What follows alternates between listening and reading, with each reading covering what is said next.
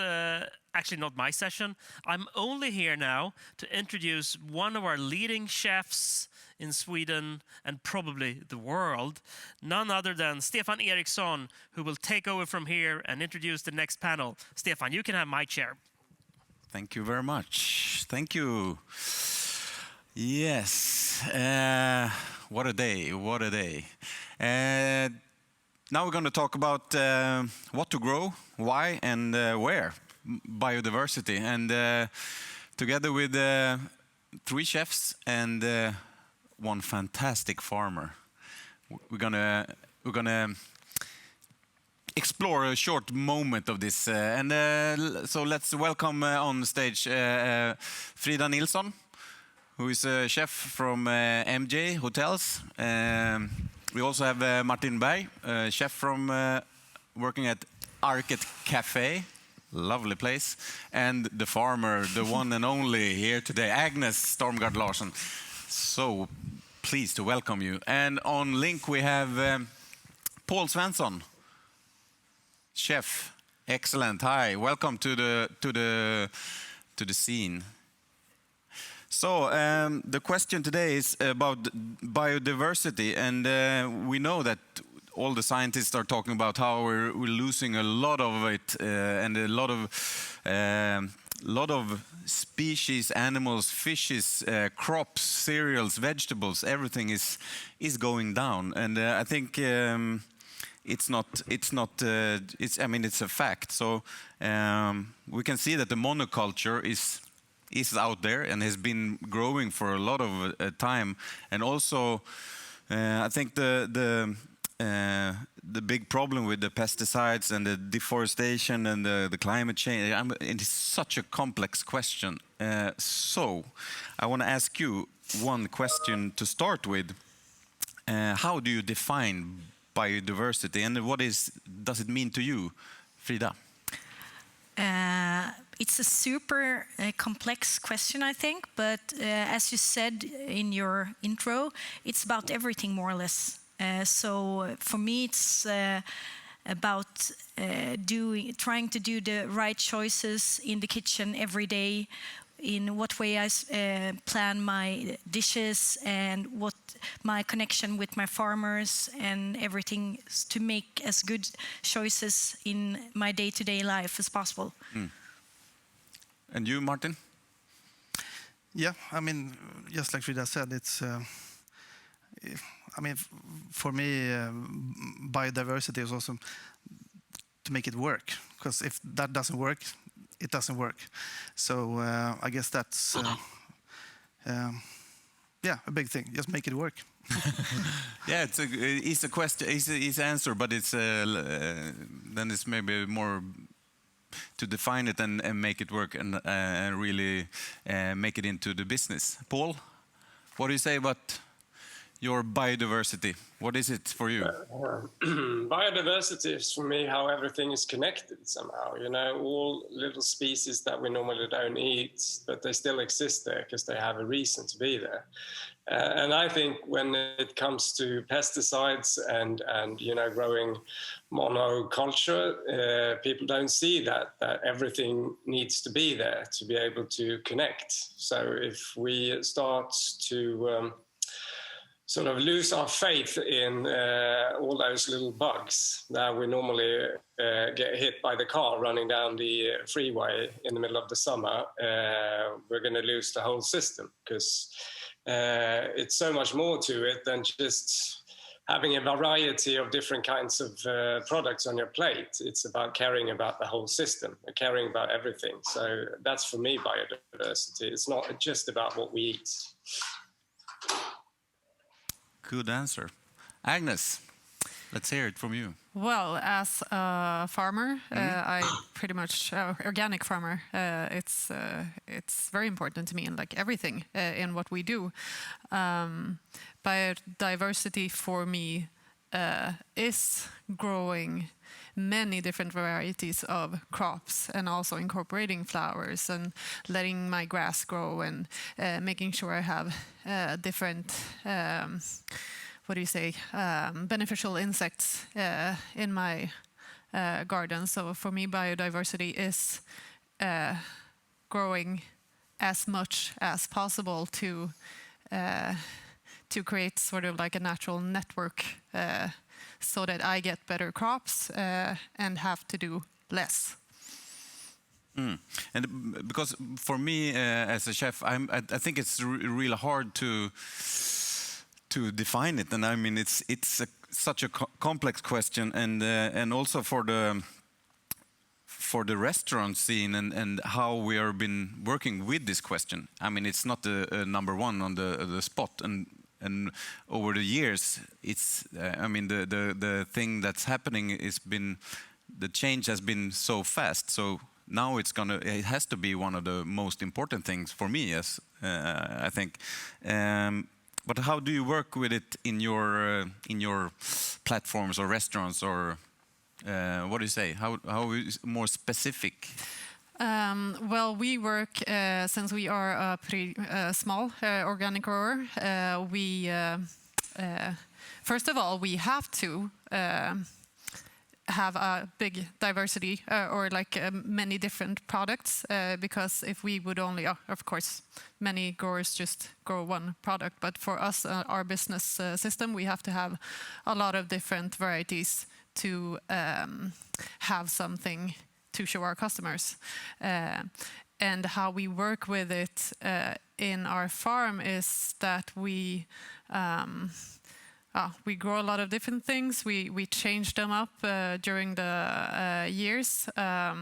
We plant flowers everywhere in our fields so that we can get beneficial insects. We work a lot with soil health to get beneficial insects in the soil as well, or in micro life. So we do a lot of things. And you, Paul, how do you work with this question at your restaurants or a different kind of scenes you're working on?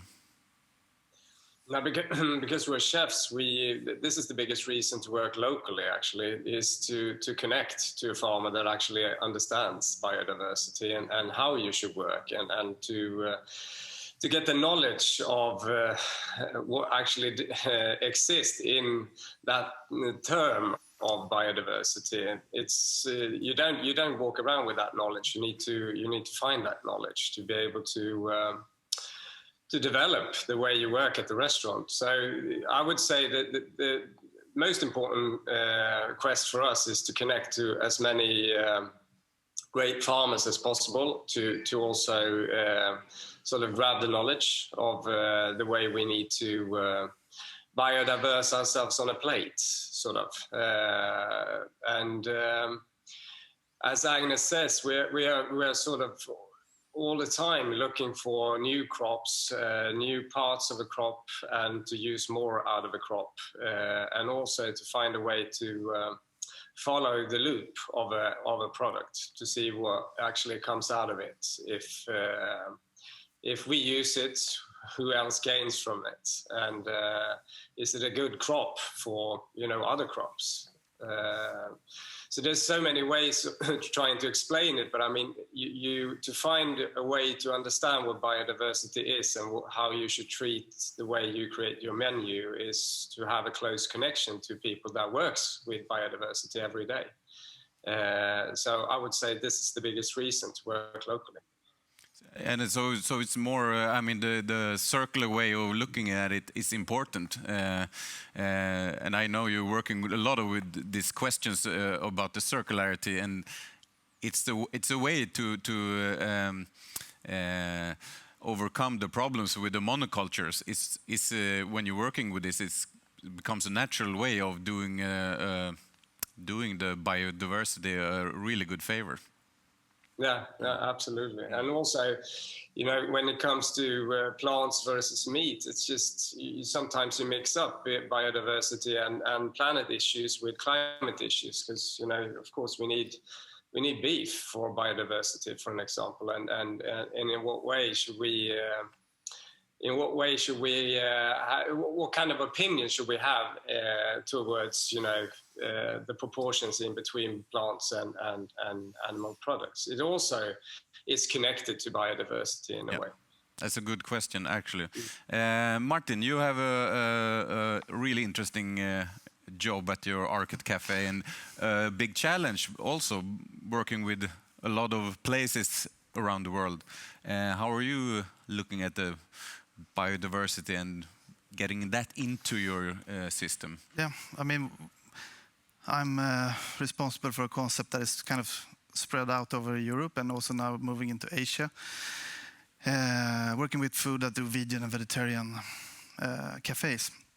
But when it comes to this, I think it's super. I mean, you touched it both before with knowledge about what's going on. I'm a chef, and my specialty is making delicious food and presenting that in an inspiring and fun way for the guests, so they can, probably make the switch to a more plant-based food because it's a delicious product. But then you have to connect with other experts, also. Researchers and scientists. They're probably going to tell us what to eat. For example, what happened with the Eat Lancet report. It's quite clear what we need to do to make a switch. And then take your responsibility yourself. Okay, where do I fit in this chain? And what is my expertise? And how can I maximize that? So talk to the scientists. And then also talk to the farmers. For example, we work with a company called Nordisk Råvara. They're focusing a lot on heritage legumes, and so that is the type of food that we need to eat more in the future.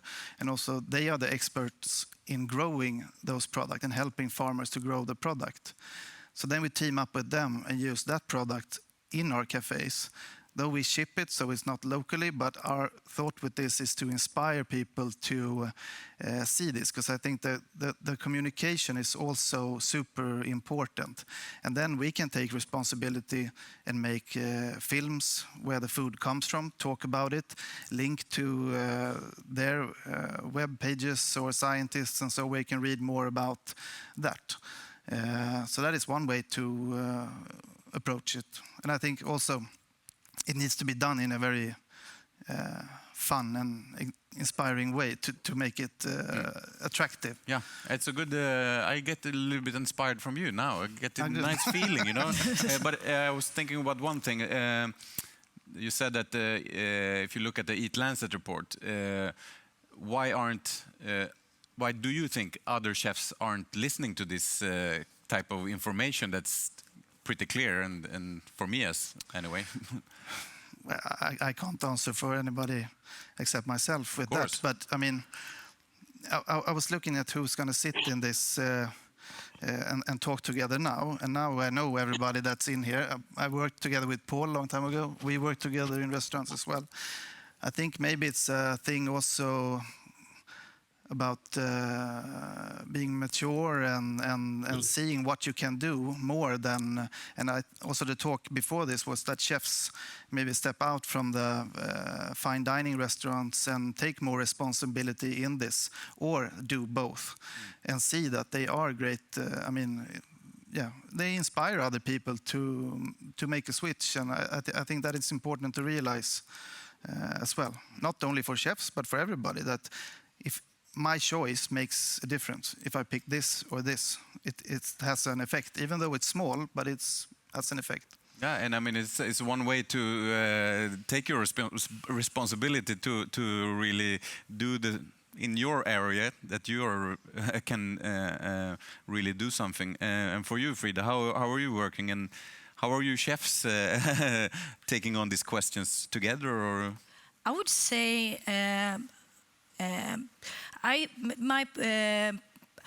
Normally I use the last couple of years I worked really close to an urban farmer down south in Malmö. So for me that's been like a lesson and an eye-opener in getting the info about how and respecting the crops in a different way that I maybe did before when I just like bought stuff in the supermarket. Because how many chefs today, I think the knowledge in a lot of kitchen is too low, because I don't know many chefs that know that a carrot takes about 70 days to grow and stuff like that. So I think it's a lot of knowledge with your close farmers that you need to know and need to get informed. Because I think it's we need to do a big thing there, as you said that the Lancelot. There's a lack of info, I think. Yeah. Paul. Yeah. I was thinking about one thing. For me, sometimes it's like a parallel system. This food scene we're having. It's like the industrial way and the monoculture way, and then we have the little bit smaller track of I can see that more of the food we are working with. How can we change? How can we help to change this this system? What can we do? I always believed in proven concept, sort of. You know, Martin is doing one proven concept, and Frida is doing one, and Agnes is doing one, and I'm doing a few, or we all do a few. And I think the biggest reason to be inspired is to experience something that actually describes what we are talking about. Because when it's theoretical, it's always really hard to sort of, you know, embrace. But when you actually experience something like you do in a restaurant, that's why a restaurant is so inspiring, because you are immediately getting the knowledge and the taste of something. And it could be the taste of the future, it could be the taste of biodiversity, it could be a taste of anything. But mainly, if it's a positive reaction out of a food experience, you suddenly are aware and also maybe ready to make different choices. So I would say that not just what we choose, as Martin says, is what we choose and do, and how someone else can experience it. And what we say when we talk about what we do, and how we inspire people, if we do it on telly, or if we do it on the restaurant, or if we describe it in a book, or in a newspaper, it doesn't really matter. It's important that every single time you have an appointment with a person, a customer, you have a possibility to make a difference. And I think that's my call today, and that's my reason to exist, to make a difference while people are enjoying really good food. We have a question from the viewers. So what do you say? Should the restaurant schools put more of an emphasis to this to educate the next generation chefs? Anyone? Free? Yeah. Absolutely. Yeah, 100%. That's interesting, because are they doing it? Do you know? Are any of you working with the restaurant school? For the moment, I'm not working. Before I start working with the project that I'm working with now, I worked close to restaurant school, but I had never been in a restaurant school teaching or so. And I think that is one thing that's actually are missing. Same as, we had a project long time with Matthias that was speaking before, when I worked with him, where we had this kind of lot at Rosendals Garden in Stockholm. That was not just to grow our vegetables to, eat them at the restaurant. That was like a bonus. The fundamental idea with that was to make the people with us, that are working with us, to understand how long it takes for a carrot, and the really, really hard work that you do every day with the shit doesn't just fall down from the sky or pop up. Yeah. You have to understand, the compost, the whole thing. And I think that is probably missing in a modern school. But I do not only think this should be in restaurant school. I think this should be in every school. In every school, and especially in like preschool, where you can do it in so many fun ways. You can do it connect to where the school is at. There's probably a Chinese restaurant or an Italian cafe or so. Invite those people to school, talk about food. Then you will get a perfect example for how to use math.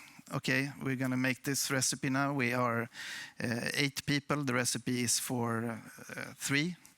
How are we going to solve this problem? And then you get concrete examples for that, or geography, or whatever. I think, yeah. Yeah, and I think it's just look at the situation we have. I mean, if you have to explain how a carrot is grown for people working in the business, then we know there's a big problem. I mean, come on. Yeah, I still have chefs asking me for produce that, like in our season, will not be ready until September now. So there is a lot of people need more knowledge. Yeah, absolutely. And for me, it's always to look at it in this way, and I feel it's like I understand why it is in this way, because we don't use this kind of education as we're lacking, as the question was talking about. And we're lacking. Also that we can always, like in the system that we are in now, everything is accessible to us all the time. We can always get everything from somewhere in the world, and that is also maybe a big part of the problem. Yeah, it's a big challenge. But do you have? Do any of you work with like a framework, or do you have a really written down the philosophy or how you're working with your restaurants? What do you say? My framework is that I work with a local organic farmer, and before every year we plan the harvest calendar. I asked him for things that I'm interested of trying out, and he's telling me, no, that's not possible for me to grow here, and etc. And afterwards, when we have discussed everything, he planned everything out together with me, and then I get the harvest calendar, and after that I decide that, okay, in 2 weeks I will get carrots available, and then I decide to put the dish with carrots on the menu, and then I start creating it with the chefs in my kitchen. So we always start with the vegetables, and then we add fish or meat if we need to. So that's the way we always work. For me, I have an idea of that chefs are really capable of working with probably any kind of products or ingredients, because they have the knowledge of cooking and the technique and the flavor and everything. But somehow the system is switched, so the chefs are demanding what they want to cook, instead of letting the menu flow with the season and changes, because we know that sometimes the carrots didn't grow as we thought, and the fish wasn't able to fish it. And do you think this type of system could be more flexible than it is today? I mean, for you, Martin, this should be. You have such a big challenge working with different places. How do you work with this question? Yeah, I mean, when it comes to having a plan of what you do, yes, we have a plan, and we have our own little manifest of the cafe at the Arket. With eating in season is one part, that we change the menu 4 times a year to buy the best products available at that time, and also to get, newness in cafes, but also to inspire people to see that there is a shift in seasons. Wintertime, storageable vegetables, summertime, strawberry, rhubarb, we just released that now. Though I know that since we opened in Korea, it was funny. I was like, okay, for summer we're going to focus a lot on the strawberries and rhubarbs. Like, strawberries in Korea is a typical winter thing. Like, no, you got this wrong. Anyway, and then also, as I said before, connecting to people that know what they're doing with the growing. We have a part called natural farming, where we want to promote that type of farming. And of course, Nordisk Råvara is taking a big piece of it there with what they do and promoting their types of crops and so and inspire people to have that more. Paul, what do you say about? Is it something that we doesn't grow that we should grow more of, or how can we use some new or old varieties that's out there?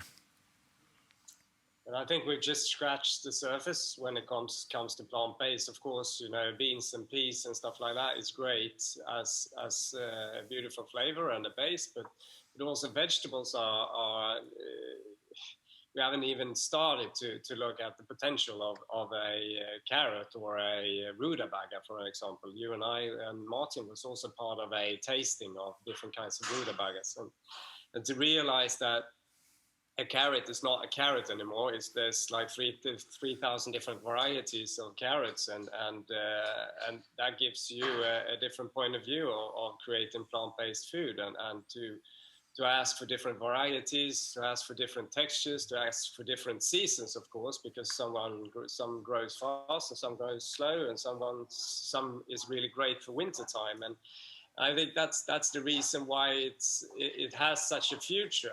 It's not mainly because it's sustainable. It's also because it's underdeveloped in a way. We haven't even started to look at the potential of plant-based food in restaurants and at home, because it's always been a side order. But I mean, out of the perspective, as you said, we're working with limits. I think that's the biggest reason for us to develop as chefs, because we have a small place in Sundbyberg. It's actually a lanthandel to begin with. It started with a lanthandel, mainly because it's a storage. And when you have a storage, you have to work with your storage. So wherever you sell, you have to preserve and create something out of it. And that's a limit, of course, because you have to work with what you have and what the season provides you with. And that gives a different point of view for any chefs that walks into the room, that I can't buy anything else because I have to work with this. This is what we have. And it's quite similar to competing in cooking, for an example. Normally you give them some products that they have to work with, and then you have to create something around it, and people always succeed with that. So I don't see the problem why we wouldn't succeed in a restaurant. It's the same thing. How do you communicate to the guests with this? Because it's a challenge for the chefs working with not a set menu for a long time. How do you communicate with the guests? But I think it's easy to communicate because you always have to change. So instead of having a big menu of like 15 different things to choose between, you have maybe 2 and you swap them all the time. So there's always new things on the menu. And also the transparency of seeing the products and realizing that this is the season, that this is the reason also why it's always carrots in one way or the other on this dish. It might be raw, it might be, tempura, it might be pan-fried, it might be whatever, steamed. But because the carrots are great in season at this point, so we're using them a lot. So it's also the transparency of seeing what products is on the market, and this is the reason why we use them so much at this point. Because I think the reason, as I think Agnes said, that you can buy anything any time of the day, any time of the year, because we import most of the stuff we eat in Sweden. So we also have a really peculiar way of seeing what is on the market, because maybe 80% in a supermarket is not on the market at the moment. Yeah. It's off season in Sweden, and it's also really hard then to explain why a restaurant only have 6 different kinds of product at the moment to work with. But I don't see that is a problem. The reason is, I think we just need to be more people explaining that this is the way we have to work. Yeah, I love the idea because I like to work in that way as well. But I think one of the biggest problem in our food world is that I love wines. I mean, come on, wines is fantastic because they're working with, they always talk about the grape, they always talk about the vintage, there's so many details. I'm in our food world, we're a bit short of the facts about the product, and I mean, there's so many different varieties of all of those things. How are you working with this kind of which carrot to choose, or what kind of broccoli, or ? tomatoes? Well, first of all, we work with seed companies that provide many varieties that are fit to grow in our area, and usually a lot of old varieties also, which is great. Organic seeds, but then it's like over the years you find your favorites, and that's. I'm not sure that my favorite carrot for the farm that I'm growing in now would be my favorite carrot for another soil. It's also getting to know your farm and getting to know your soil, and also like the differences, as you were saying with wine, that you talk about the terroir of a place. Terroir is also a thing in farming, and we have over our 3 fields, we have completely different soils and vegetables that are more or less fit to grow in different areas, which is interesting in a way because it's only 2 hectares. Well, that's about it today. Chefs, thank you. You're lovely. But Agnes, you're a farmer. We love you even more. You're the one who makes it all happen for us. So big thank you for the talk, and I hope to see you again.